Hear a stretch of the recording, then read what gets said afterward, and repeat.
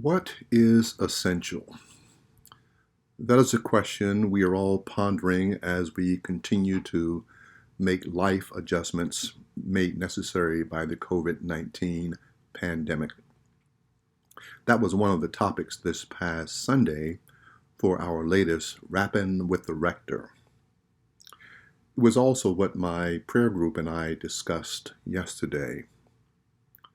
Then I opened my daily meditation book, More Language of Letting Go by Melody Beattie, and saw that the meditation for tomorrow, April 21st, is on this very subject. This book is recommended by me to more people than anything else in my library, including the Book of Common Prayer and the Bible. Don't tell my bishop. Melody writes in the meditation that we have to discern what's important. She says we have to learn to distinguish between the essential and that which you don't really need. The coronavirus epidemic has caused each of us to learn to do without things we once considered important. Most of us understand the need to make sacrifices. We do so out of concern for our families, our friends, and yes, even our neighbors. If ever there was a time when we should live into Jesus' commandment to do unto others as you would have them do unto you, now is such a time. Yet some of us have maintained selfish attitudes, even in the midst of a deadly pestilence.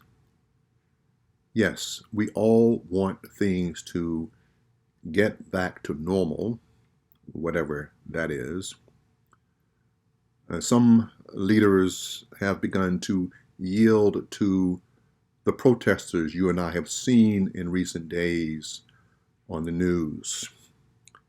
Some are willing to open up the economy, even if it means hundreds or more likely thousands of people will continue to be infected with COVID-19, and some will die. How many lives are we willing to sacrifice so a few people can get back to playing golf, hanging out at their favorite watering hole, or getting their nails done? I have personally been angered by the flag-waving mobs carrying signs saying, "I need a haircut," or "I want to play golf." Of what or of whom are these individuals thinking?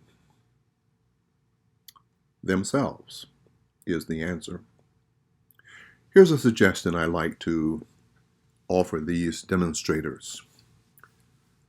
Show your concern and love for your neighbors by taking the money you are ready to spend at your local bar and donating it to the bartender or waitress that's trying to feed their family while protecting them from the coronavirus. Golf is an expensive sport, I know.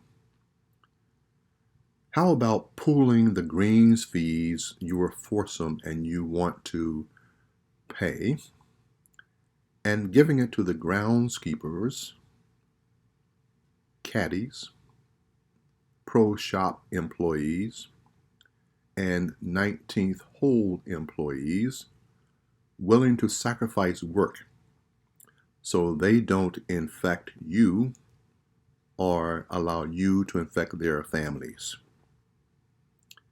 And that haircut you want to get.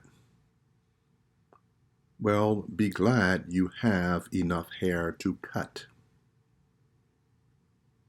Remember the children, women, and men who have lost their hair because of chemo and radiation treatments for cancer.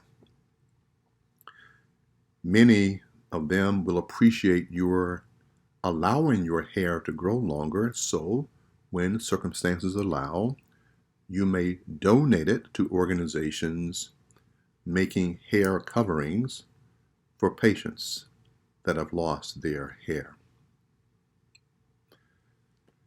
Melody Beattie closes her meditation with the following advice. Look closely at your life. Decide what's really important to you. What would you genuinely miss if you didn't have it? What would you perhaps not even notice if it was missing from your life? What might you be better off without? I'm confident you will discover that those things once considered essential are no longer valued in that same way.